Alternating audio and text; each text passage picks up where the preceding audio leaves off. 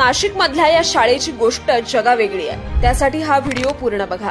नाशिक जिल्ह्यातील एका छोट्याशा गावात अशी शाळा आहे जिथे चमत्कार घडतोय। हिवाळी जिल्हा परिषदेच्या शाळेतले विद्यार्थी फक्त 10-20 नव्हे तर तब्बल 1000 पाढे बिनचूक म्हणतात। नर्सरीतल्या मुलीला 37चा पाढा तोंडपाठ आहे। रोज 12 तास चालणारी ही शाळा आहे। इथे सुट्टी नाही। वर्षभर 365 दिवस इथलं शिक्षण सुरूच असतं।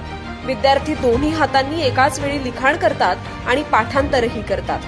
भारतीय संविधानातील कलम त्यांना तोंडपाठ आहेत। कलम 52 भारताचा राष्ट्रपती। कलम 21 शाळेत 2 वेळचं जेवण मिळत असल्यानं पालक सुद्धा निर्धास्त असतात।